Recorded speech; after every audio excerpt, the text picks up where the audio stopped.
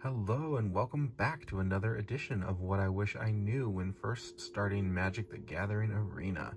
And today we're going to talk about something that is so important. We're going to talk about what are the differences between physical Magic the Gathering cards and digital Magic the Gathering Arena cards.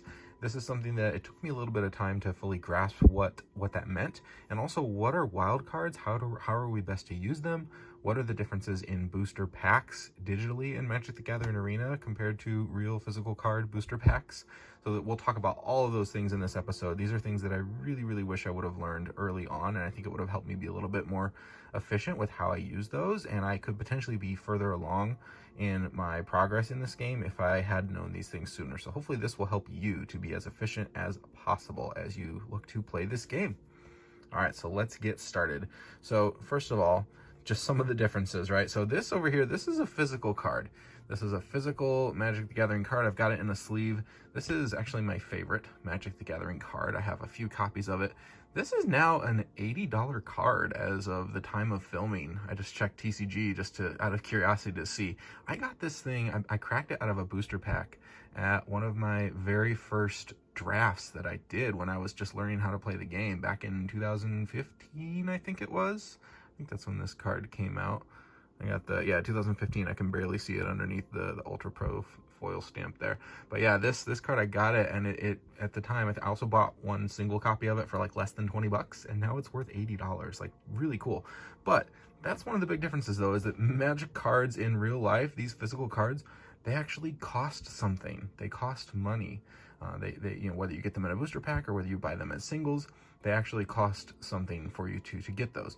There are definitely ways to get the same cards in Magic the Gathering, but the different thing is, this card, for example, this is a more expensive card than, let's say, just a common card, or even like bulk rares that really aren't worth very much, that are worth literally pennies. You could buy them as a single card for pennies in Magic the Gathering, compared to the range here is up to $80, or even several cards are way more than this even too, more expensive. But the difference between this and what you see here in Magic the Gathering Arena is that these cards are essentially all the same value, with an asterisk, but they're all the same value in terms of their rarity. Magic the Gathering Arena works on a wild card system, and so not only could you potentially open the card in a booster pack just like with anything else, but if you wanted to acquire this card in Magic the Gathering Arena and add it to your collection, you could do so by crafting from a wild card. You can craft this card from a wild card, and I'll explain what that means.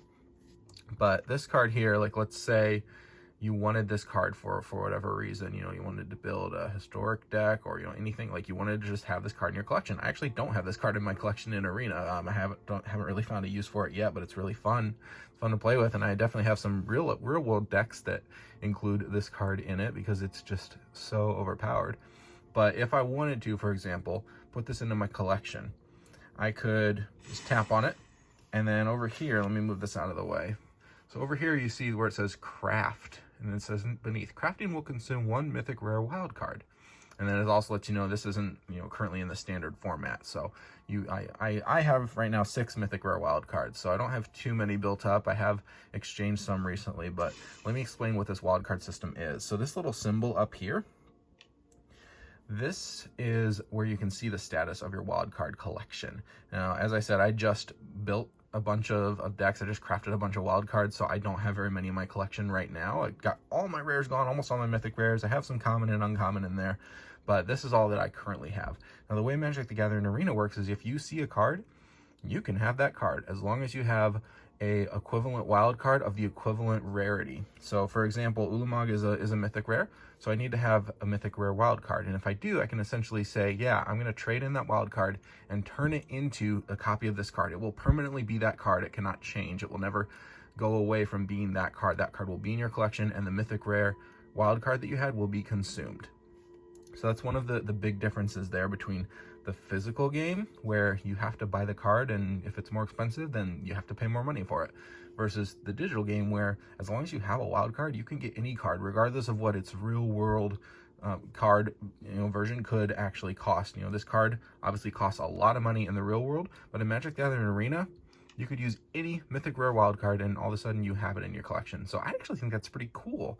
It gives you access to a lot of options. You could find the most expensive cards, and there are cards that I certainly would not be able to spend the money in the real world. Like if this card, you know, my Ulamog today, I wouldn't be able to spend $80. I personally can't justify it. I know lots of people can. No judgment on those who do. Just personally me, I don't have the money to buy $80 single cards in Magic the Gathering. I was lucky enough to grab this early on. I've had this for 6 years, and it's just gone up in value since then. But today, if I were to go out and say I want Ulamog, that would definitely be something that would be a little bit of a barrier for me. But in Magic the Gathering Arena, I could right now say I want Ulamog, just craft it, and I have it because I have a mythic rare card saved up. So let's talk a little bit more about how you get mythic, or how you get any wild card really, and how you can potentially, you know, maximize your usage of them.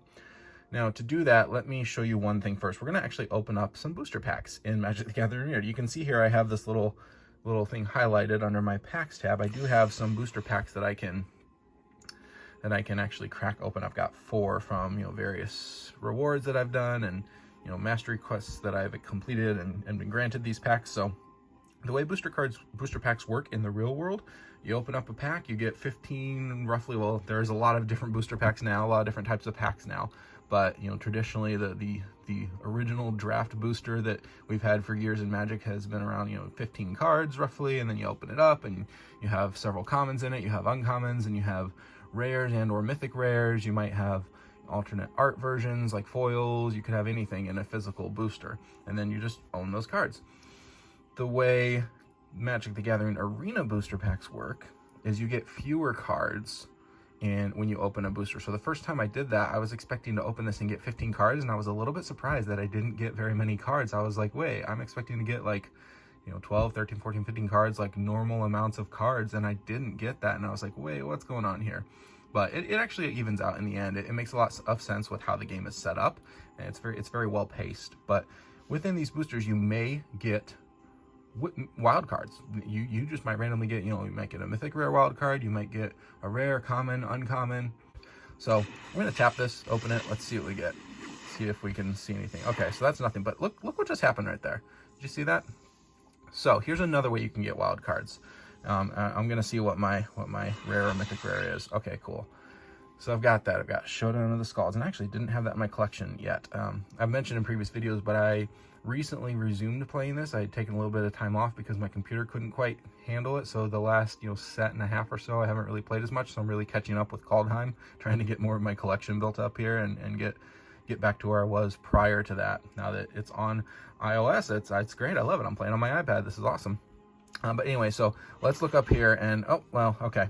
I accidentally tapped on that, but we'll look at it at the next one. Watch the progress bars that you see up there. Those are actually progress bars. Every pack you open ticks those progress bars up. One for the uncommon wild card and one for the rare wild card slot. So if I open this up, that's going to go up. See, it just went from 3 to 4, and that went from 0 to 1. So now I've got, you know, a rare wild card that's building. After I open 2 more packs, I'm going to be given another rare wild card into my collection. And I was just given an uncommon wild card after that last pack that I opened because it was my 6th one.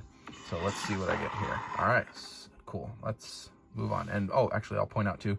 So down here, you'll see I've got an uncommon here. Cool. So let's move on. Let's take a look here too, though. Actually, can I tap on this? Yeah. So I'll show this here. Opening packs earns you wild cards. 2 more packs until your next rare wild card, and 8 more packs until your next mythic rare wild card.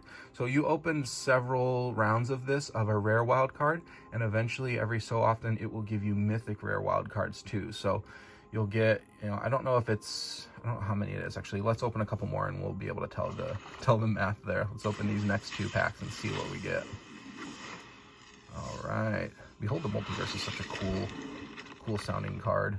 All right, we got another wild card, another uncommon wild card, and then we got a rare there, Realm Walker. Cool. All these other ones that don't say first, I already have at least 1 copy in my collection of, so that's why it doesn't say first there. But you notice I'm 1 away from getting that next rare wild card, and I'll be halfway to my next uncommon. These are staggered like that, so it actually progresses you pretty well as you open packs. So last one, let's see what we get. Can we get a mythic rare? Ooh, we got some good snow lands, snow dual lands. That's awesome. 2 snow dual lands in a booster pack too. I don't really typically see that. That's pretty cool. Let's see what we get. What do we get? All right, Cosmos Charger. Cool. So we got a rare. No mythic rares in these openings, but that's okay. Because right now, 6 more packs and I will have a mythic rare, which is pretty sweet. And you can see here, let me keep holding that so it shows up, 12 more packs until my next rare, and then 6 more until my next mythic rare. So it's going to essentially kind of alternate there between rare and mythic, and it does a few rares before you get your next mythic. It's not like every other one as far as I know. So yeah, that's how you get wild cards, and then you can of course craft those wild cards into what you're looking for. Another cool tip that you can use for crafting wild cards is if you're building a deck, and as you go on it and build the deck, which I may do an episode on, you know, deck building and how to navigate through that interface on here too.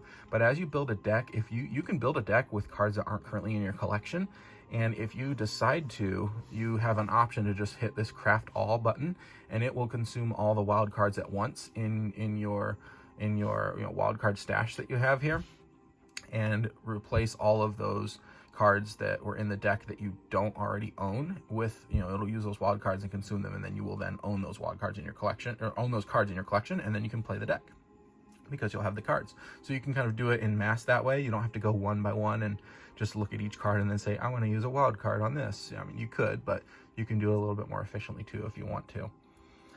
All right, cool. So the last thing, I want to give you guys one more tip here. Just kind of like, this is the overall summary of what I'm talking about when I'm talking about, you know, wild cards, is that I would highly recommend, and I wish someone told me this sooner when I was starting out, but I would highly recommend waiting as long as possible before you actually consume these wild cards. Don't craft them too early. That's my tip. Do not craft your wild cards too early in this game. If you're a brand new player just looking to start out, I would advise you to be very strategic about how you use those wild cards, because especially the rares and the mythic rares, naturally you get fewer of those over time. But if you can save them up, and if you do your research and you start to look and see like, okay, what are the decks that I really want to make that'll be really competitive? You know, you might see, you know, think about this. Standard right now, I mean, you need 4 copies of a card. And if there's a rare card or a mythic rare card that needs 4 copies in a deck to be a really competitive deck, then you want to make sure you've saved up enough of those cards so that if you ever decide, hey, I'm going to play this deck now, I want to build this deck and actually use it in Magic the Gathering because I think it's powerful, it's going to get me wins, it's going to get me gold, it's going to get me gems and events and whatever. If you want to do that, you have to have the wild cards built up before you build that deck. And if you do it at the right time, you can definitely make some really good use out of those wild cards. I will talk in a future video too about when is the right time to do that, and we'll talk about how the seasons work as well in an upcoming video and what that means, because they do rotate and you don't want to craft those wild cards at the wrong time either. So stay tuned for future videos. Make sure that you guys get everything you need to get started out very strongly in Magic the Gathering Arena. Hopefully you guys enjoyed this one. Let me know in the comments below. Give me a like as well. Subscribe so you'll see all the future ones that I am putting out, and we'll see you in the next video.